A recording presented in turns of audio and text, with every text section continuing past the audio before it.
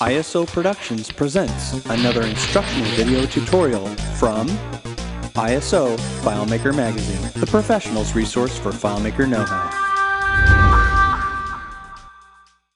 Well, hello there, my fellow FileMaker friends, fans, and developers. This is Matt Petrowski making these FileMaker tutorials over at FileMakerMagazine.com.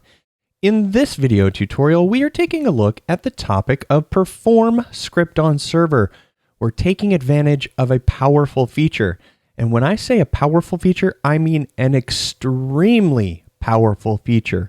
Perform Script on Server is a feature that after you watch this video, hopefully you will have an understanding that this one feature alone will drastically impact the way that you approach developing a FileMaker solution. So let's take a look at the file and talk about Perform Script on Server. All right, so before we get started, let's talk about the file that you have access to. This file is a very useful file because you can load this file onto your FileMaker server and it will basically manage your plugins or the plugins that you may use for development, both on the client, but more importantly on server. Now, if you've always been one of those FileMaker developers who said, I don't want to use plugins because it's a dependency and it's a problem and I don't want to install it on all of these different client machines. Well, let me say this, you currently have absolutely no excuse to not use plugins now, and that is primarily because of Perform Script on Server. This is because there are plugins that are available that do a wide array of things that FileMaker simply cannot do because it's either A, not built into FileMaker, or B, FileMaker just isn't designed to do it as quickly or as fast. Now on screen you can see one of my favorite plugins, and that is ScriptMaster. Now ScriptMaster is a plugin made by 360works, and ScriptMaster is basically a bridge into Java. Now, if you know anything about technology, Java is run by many major corporations. We're talking about banks like Bank of America. I don't know that Bank of America specifically is using it, but I know that many of your major sites use Java. Now, they also use Ruby and PHP, but Java as a technology is extremely proven, extremely powerful, despite any hesitation that you have, given that FileMaker used to use Java as part of its console, and that console would break. Java is a proven technology. There are also other plugins that are extremely valuable, such as base elements. Now, before I go off on a tangent talking about plugins, because this is about Perform Script on Server, I want you to know that I'm not forcing you to use plugins, but if there's anything in this video that you can take away, it's the fact that whatever the plugins have that they can offer you, by putting them on the server, you no longer have any client dependencies. This includes FileMaker Go and FileMaker Client, both Mac and Windows. The advantages that you get with a plugin are pretty extreme. We're talking about doing things like HTML email, being able to crunch large sets of data and just really run through them, do whatever you want to that data before you even put it into FileMaker. Manipulating imports on the server side in order to do super fast server-side imports. There's basically a whole host of things that you can do on the server side. And the great thing about the server is the fact that the server is a controlled environment, whereas your clients, you may not know or be able to control those environments. A user may install something if they have admin privileges, but on the server, you know that pretty much you or a few other people who manage that server will keep it in a really nice running state. So now that I've given you the push towards plugins, let's talk about this file. The file itself is a file that I use that I put onto FileMaker server where I am running any of my solutions, provided those solutions are using plugins. Now, these are my two most favorite plugins. The plugins themselves that you're going to install on server need to be server compatible. We're talking about FileMaker 13 server. FileMaker 13 server is 64-bit, which means you need a 64-bit plugin. So you're going to see in this particular database that there is a container field over here with 3 repetitions. There's the Macintosh version of a plugin, there is the Windows version of a plugin, and then there is the 64 version, the 64-bit Windows version of a plugin. So the plugin provider obviously needs to supply a plugin in a 64-bit version. And when it comes to the Macintosh, that's compiled for both 32 and 64, and you'll need to look for the documentation on the plugin provider's website to know whether it will actually run on FileMaker server. So as a quick example of a server-side script, what I want to show you is what this file actually does. This file, which basically manages all of the plugins that I've indicated, allows me to install the plugins locally into my client machine, but also be able to install them on server. Now, server has to be set up correctly in order to install them on the server side, but running the script on the server side in order to get them to install is something that you can do with the perform script on server. Now, the 64-bit version of base elements is right here, and you can see over in this window that I have over here that the base elements.fm plugin is already installed. Now, what we're taking a look at is a folder of the FileMaker server, which is running on my laptop. So I have a laptop running with FileMaker server. This is the FileMaker server folder. We have the data folder right here, and the data folder is where all of the databases and the backups are stored. But under the database server folder, we have this folder called extensions where all of the plugins are installed. Now again, you have to have FileMaker server turned on to allow the installation of plugins. And one of the caveats to running plugins on server is that an adept developer, somebody who, say, knows how to use ScriptMaster or knows the functions within base elements, would be able to do some malicious things. So if you're in a hosted environment using FileMaker server through a third party, they may not allow you to install plugins such as ScriptMaster or any plugins that allow you to move files around. That's because when a script is run on FileMaker server, it is run as the FMS admin or as the owner of all of the folders here.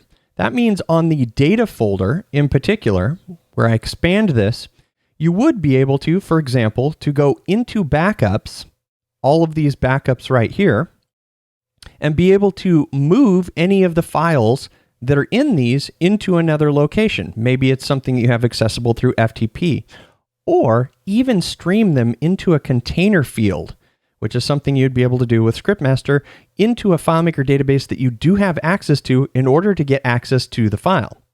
So again, it's good to be aware that some malicious things can be done, so you may not be able to install certain plugins on a hosted server. But if you do control the server, then all of the powerful things that you can do with plugins, that's what you want to be able to do. Now, in order to make this happen, we want to run a script on the server that actually takes the contents of a particular container field and then exports those into a location. Now you can see right here that base elements version 2.2 or 2.2.2 is already installed. I can see that down at the bottom right here where I have server installed plugins versus my client installed plugins right here, which is a list of all the plugins I have installed in my local development copy of FileMaker Advanced. But on the server, if I want to take advantage of plugins in order to do all of the cool things, I obviously need to install them. So here with ScriptMaster, what I'm going to do is I'm going to click this button of Install on Server. And as soon as I do, you're going to see that over here, the server will actually run a script on the server side, install the plugin, and enable it. And that's because I do have this copy of FileMaker Server set to allow for that to happen. So you can see that as I clicked the Install on Server, what happened was the plugin was loaded into the extensions folder. It was enabled on the server. It showed up that the install status is now that it is on the server. And you can see right here that the 360works ScriptMaster 4.206 is enabled on the server, ready for me to use. That means that now on the server, I can take advantage of these plugin functions. So, For the rest of this video, what we're going to walk through is how all of this works together. We're going to take a look at the server side of things and what needs to be set up there.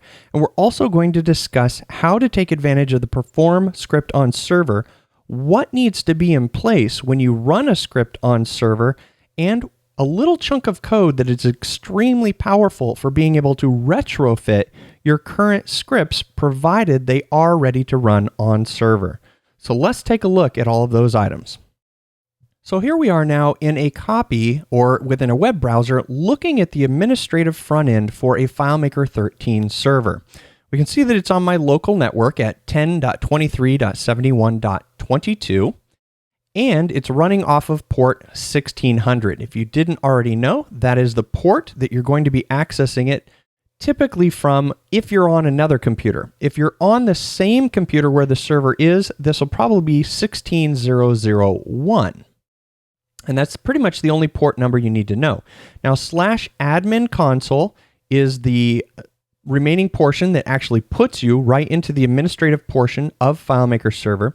And what's important to actually have set if you're going to use plugins and use this example file is you need to turn on the ability for plugins to be installed. That's going to be found under the database server. Now, again, if you're working with a hosting provider, these may not be turned on, or this option right here to allow install plugin file script step to update server plugins. This has to be checked in order for plugins to be installed. Now, you can see right here that the enable FileMaker script engine to use plugins is something that also needs to be enabled if you're going to be using plugins. This also may not be turned on if the hosting provider that you're at does not even allow plugins to be used through the scripting engine. In that case, you would only be able to perform standard FileMaker scripts.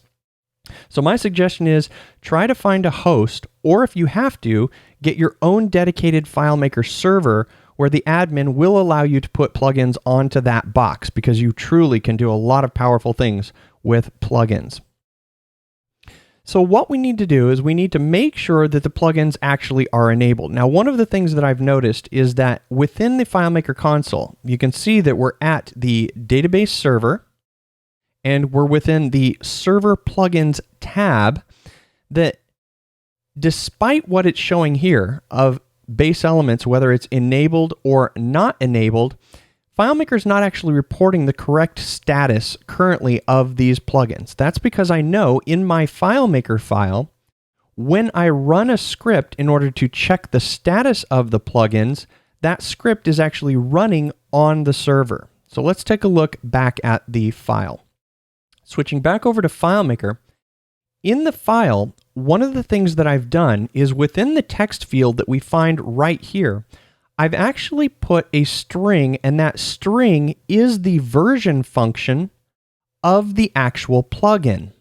So there's two ways that I'm checking for whether or not a given version of a plugin is installed. The first is, what is the string of text that FileMaker returns when you know that a plugin is installed? So here on my local copy of FileMaker, all of these plugins are installed. I have the 2Empower text, I have 360works Script Master, I also have the base elements 2.2.2. So all I did is with my local copy of FileMaker, I simply copied this string of what FileMaker reports as the installed plugin. I put that into the version string right here in order to check against within this database. That's what's basically showing me whether this is installed on local or not. Then I actually put the internal, the plugin's own version function within a field. Part of my goal is to run a script on the server side that simply takes this string or the function and runs the evaluate function and puts the results into yet another field. So that's exactly what's happening. When I click refresh status here, FileMaker is running the script over on the server side, running the actual version function for the plugin, and then returning the result into a field. That's how I know that the plugin is installed. I'm also on the server side running a replace, which is replacing across all of the fields or all of the records for a given field this same value. So this value of get installed FM plugins will actually report from the server's side which plugins are actually installed. So you may be thinking so far, wow, this is basically a video about plugins. Well, no, it's not. We're going to walk through the process of what happens when you run a script on the server.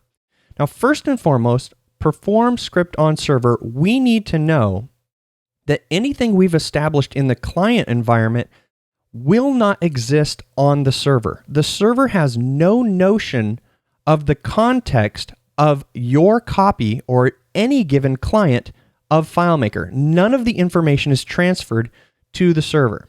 So as far as the server is concerned, if we go up to the File options, and we take a look at this switch to layout is switching to a specific layout that I have identified. On the server, that's exactly where the server is going to start. It's going to assume that it's going to start on this particular layout. And it's unless you establish context, which most of the time we do with a go-to layout, server knows nothing about the environment.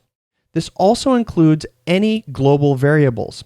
If any of your scripts are dependent upon any global variables that are established, you need to know that on the server side, when the script is run, those global variables either need to be established at the time that the script is run or as part of the startup. Speaking of the startup, anything that is specified, going back to those file options, anything that is specified within your script triggers of the on first window open and on last window close will run on the server as well. Which in turn means if you have a very complex startup script, which does a lot of things for setting up the client, you don't want those things to run on the server. They don't need to. The server is basically like a dumb client, which happens to be extremely fast at doing things. So we need to explicitly tell the server what we want to have happen. So what this means is we now need to determine whether and when a script is being run. Is it being run on the server or is it actually a local file? So in this file, if we take a look at the custom functions that we have, which there's going to be a number of them, that's because I built this particular file into a FileMaker standards file. And that has a lot of pre-existing custom functions that we use as standards. But the ones that we're most interested in are these two right here. The is local file and the is running on server. Now there's a number of ways that you can establish these. You can establish them as global variables, but you need to do it again on startup. Otherwise, if it's a custom function, then the file always has access to the custom function, which is why I prefer it over a global variable. Otherwise, I have to establish those global variables within my script. But taking a look at these, we can see that the is running on server is quite simply just a pattern count of the get application version with the word server. And that's really all it is. So that's how we determine if the application version that is running has the word server within it, then we're running on server.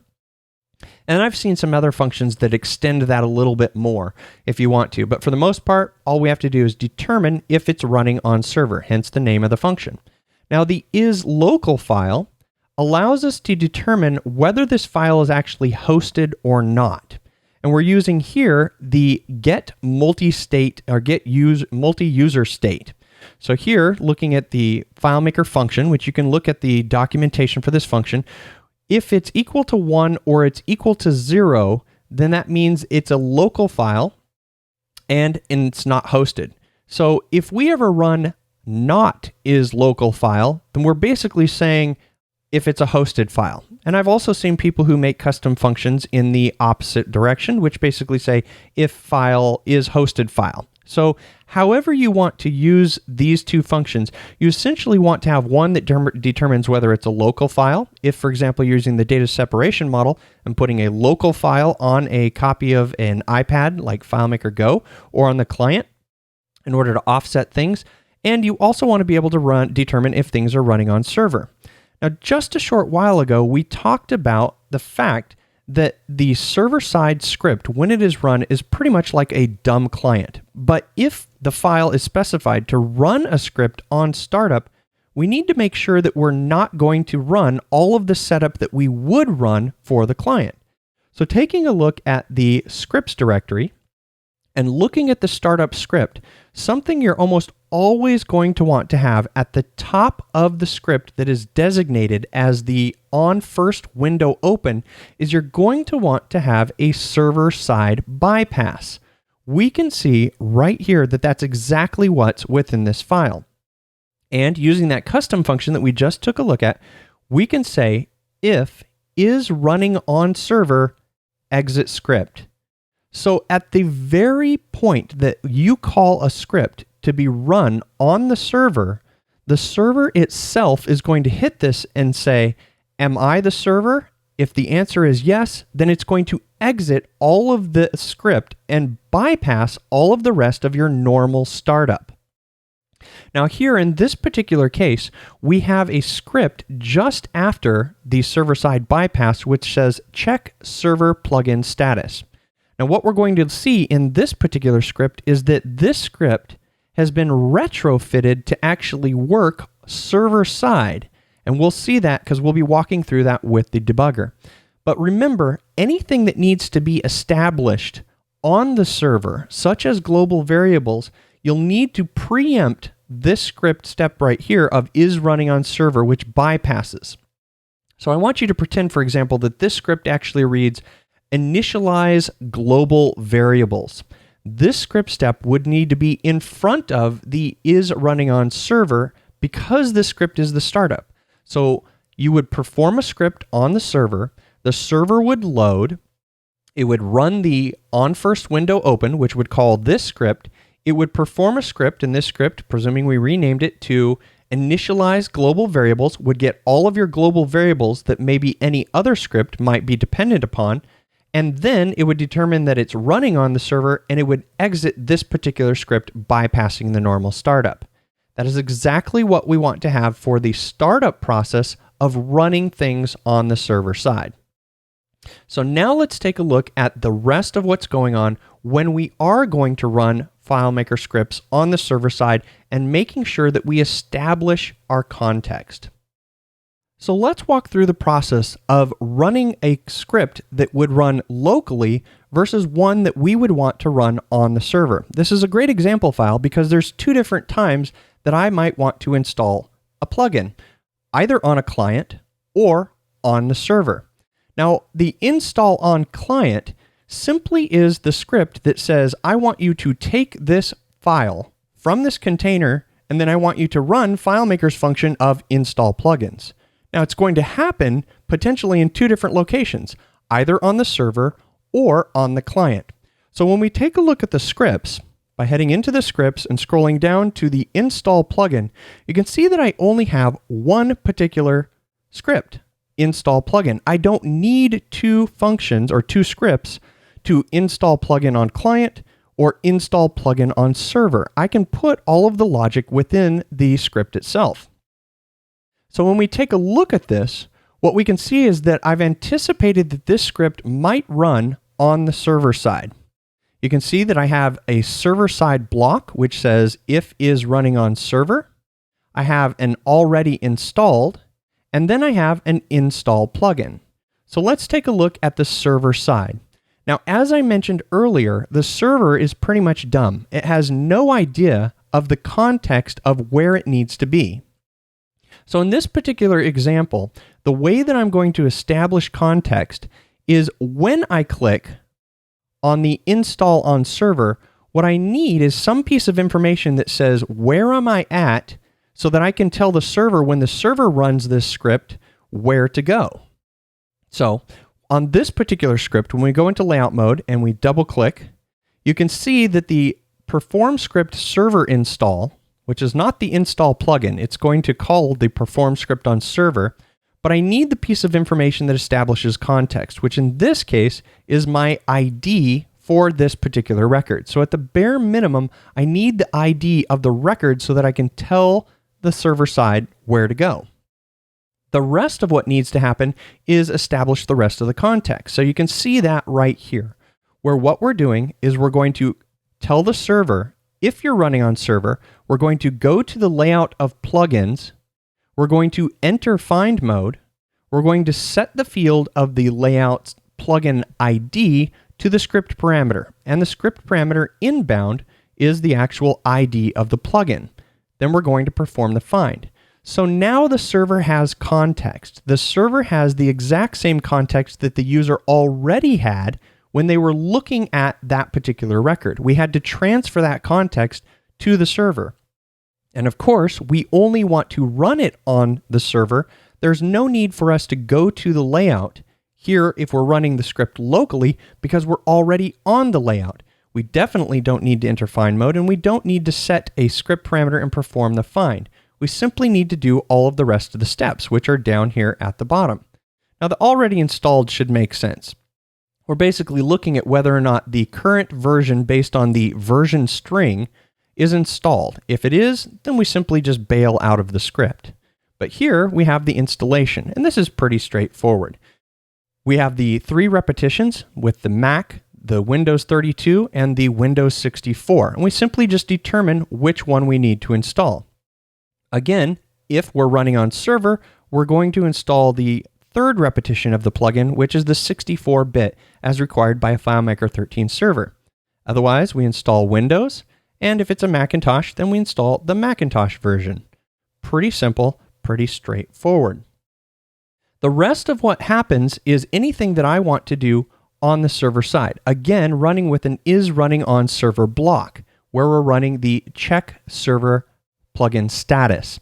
So this is an important script that I want to show you what happens when you have a FileMaker script that you need to retrofit so that it will run on server if you want it to, and optionally be able to say, I don't want you to actually run on the client, or run on the client if the server side doesn't actually run.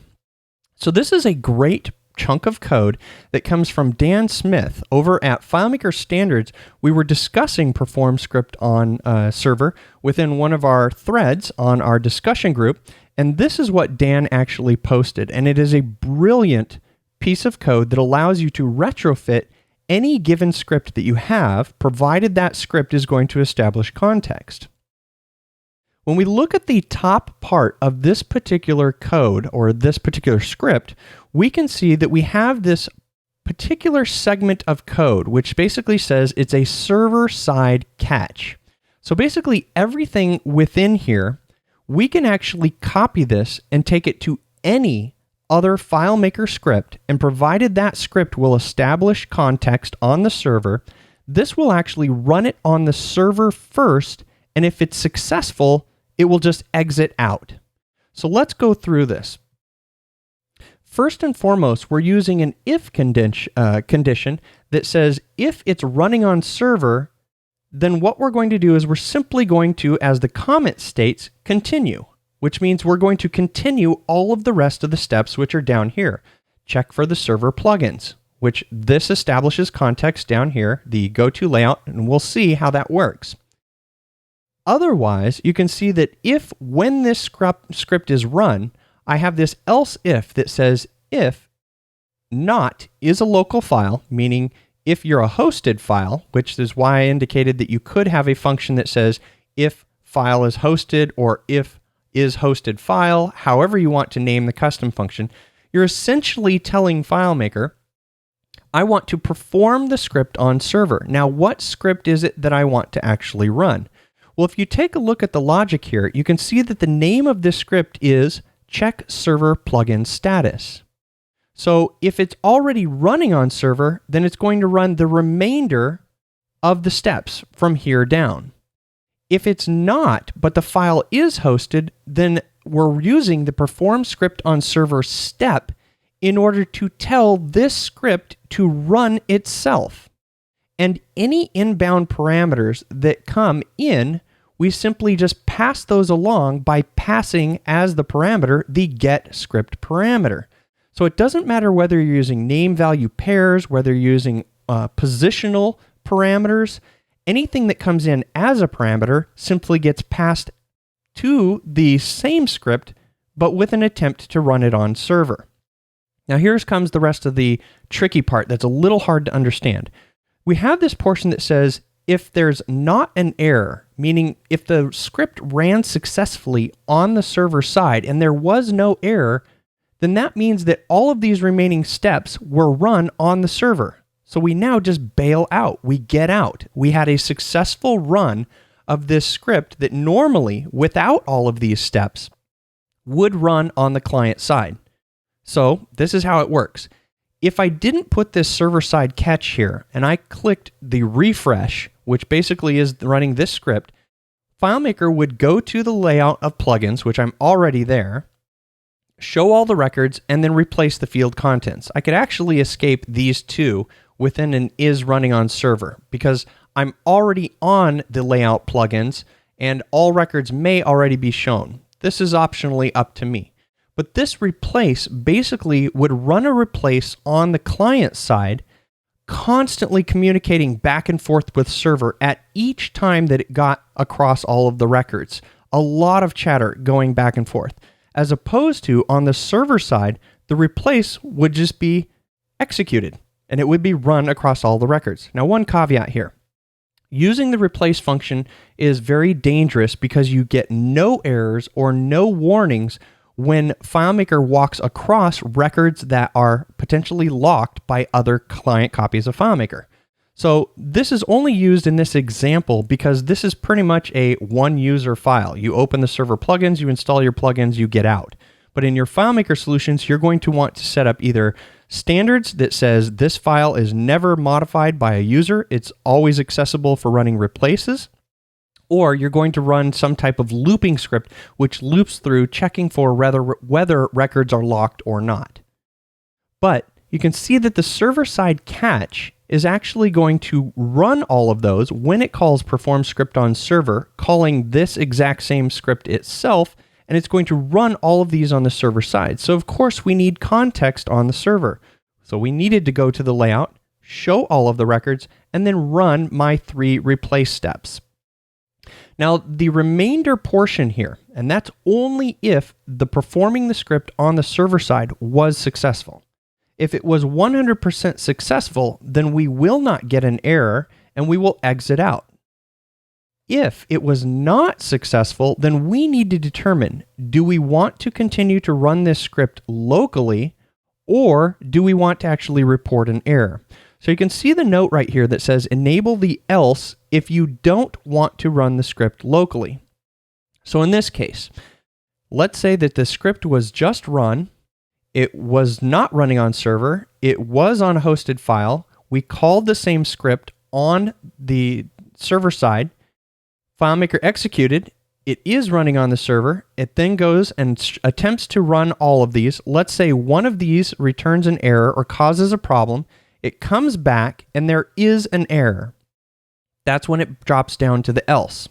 This is where we would have the opportunity where if we turned off the else, then what would happen if we disable these is that we did get an error, so it would continue to run all of the rest of these steps, but it would run these steps on the local client side, meaning we would then get all of the chatter back and forth. We wouldn't have gained the benefit of the server-side fast performance. If I didn't want the script to run, because I only wanted this script to run on the server, that's when I enable the else here. And in this case, I'm showing a custom dialog, or maybe you would have a script that would actually capture the error code and put that into a table, or do whatever it is that you want to have happen based on the fact that the script tried to run on the server, failed, and then is being caught right here and being exited out, meaning the rest of these steps would never run. Again, if I was to disable these, if I tried to run it on server, it was unsuccessful, then it would attempt to run all the remaining steps on the local client. That is the brilliance of just this little chunk of code with these 2 custom functions. The ability to paste this at the top of any script and have that script run on the server side first and then exit out. And if it's not successful, continue on and run on the client side. This is code that you can retrofit on any of your FileMaker scripts.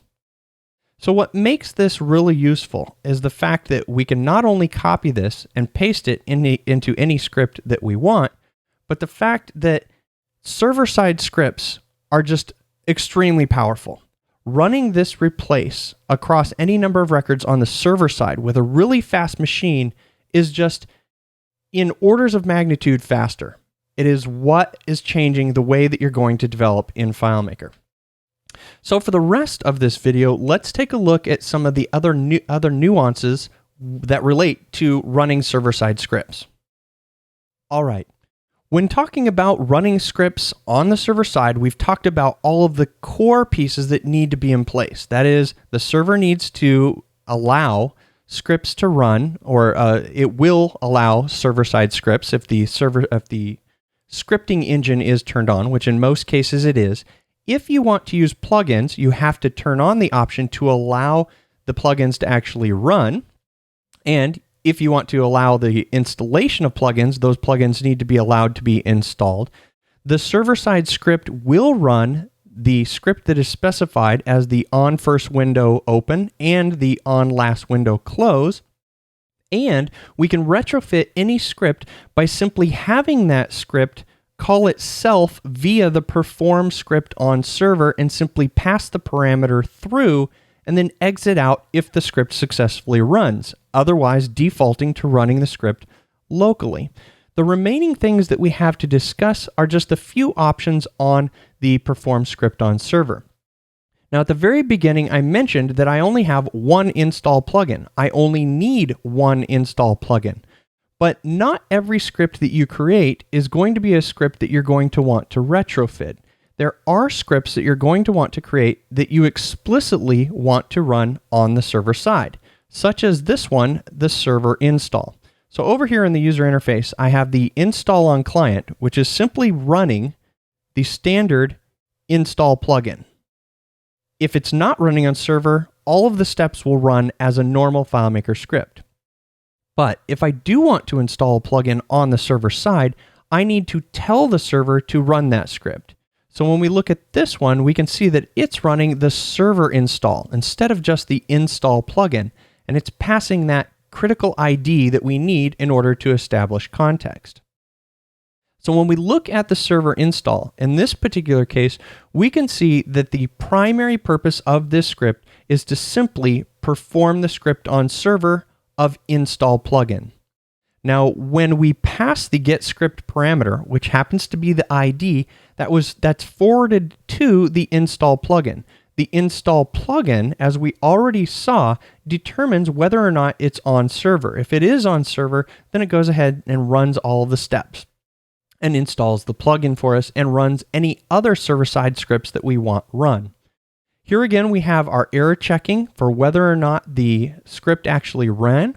And one thing you do need to know is on the server side, you can limit the amount of scripts that can run on the server, and you can get errors back, such as the host is busy, it's over capacity in terms of the number of scripts, and you definitely want to trap for that.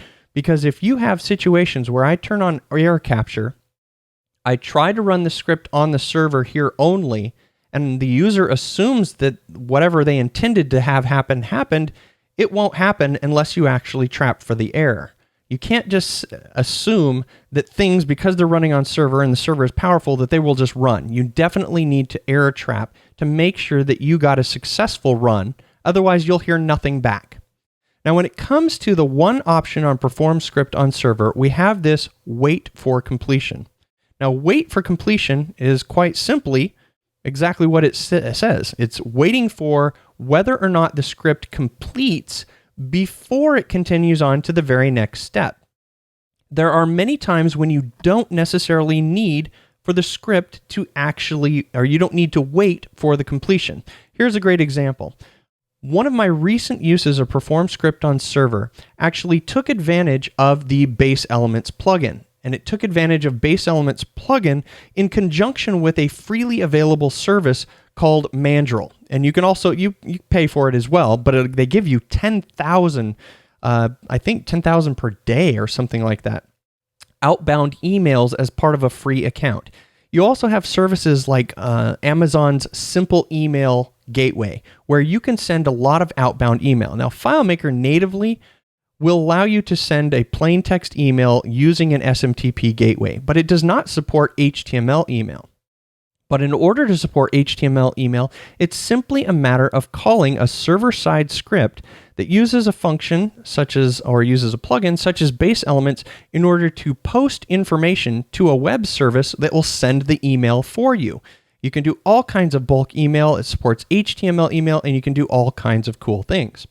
Well, let's say, for example, you have a loop that when you perform the script on the server, that loop is simply going to go to a reserved table and cycle through a number of records that you know will never be locked. Let's say you had just run through a script that created 50 emails as new records in an email queue table.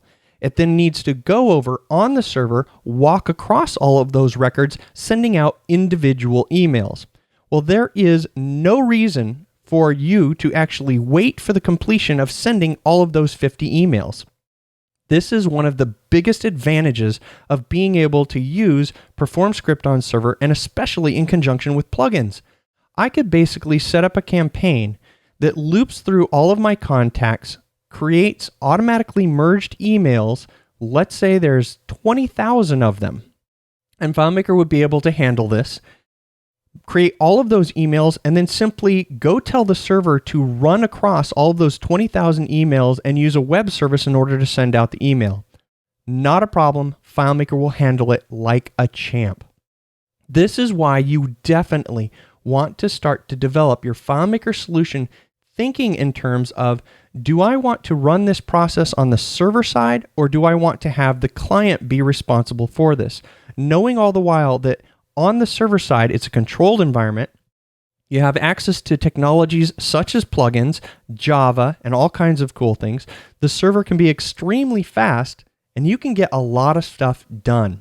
And there's a lot of other things out there with regards to this. So definitely start to experiment with Perform Script on Server and go out and find as much information that you can find about this. Recently, as of the shooting of this video, a friend of mine, Vince Manano, released some content through the company that he works at, Beeswax, about them and running server-side imports based on using the external storage of container fields. So the situation goes like this. You have a container field. It has the external data container turned on. When the user uploads a Excel spreadsheet, comma-separated file, you name it, that goes into the container, which gets transferred up to server and put into a known location. In Vince's case, he uses the ability for server to set additional designated locations for data storage. That container puts that file, that import file, up on the server, and then you call a server-side script which actually runs the import on the server. With 100,000 records, I think he took that down from something like 30 minutes down to 21 seconds. And it's all dependent on the proximity of the client to the actual FileMaker server. So in this particular example, the only amount of time that it actually takes is the amount of time that it takes to upload however many bytes the import file size is into the container up to FileMaker server. Once FileMaker server takes over, everything happens extremely fast.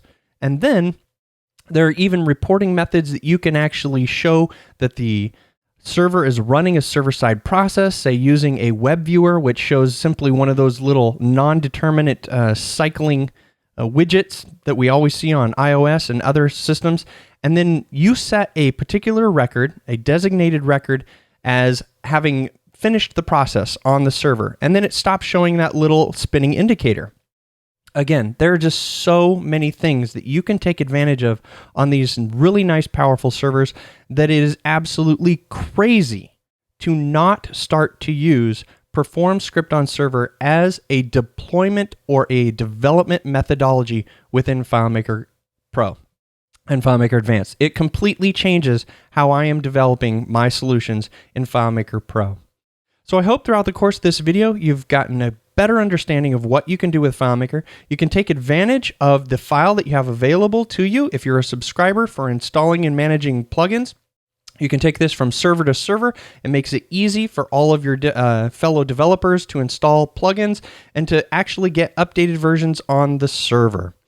So, as with all things, I wish you much luck with your own FileMaker development, and until next time, Happy file making. We hope you've enjoyed this video tutorial, and we'd like to say thank you for your subscription and your support. If you're not already a subscriber, head on over to www.filemakermagazine.com/subscribe for more information about the benefits of joining.